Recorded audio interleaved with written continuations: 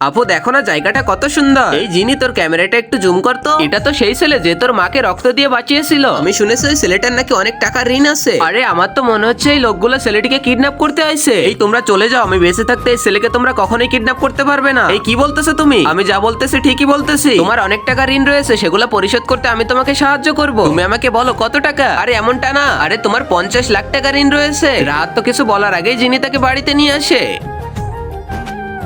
যতদিন না পর্যন্ত টাকার ব্যবস্থা হচ্ছে ততদিন তুমি এখানেই থাকবে। তোমার জন্য আমি রান্না করেছি, খেয়ে নিও। তুমি এখন কোথায় যাচ্ছ?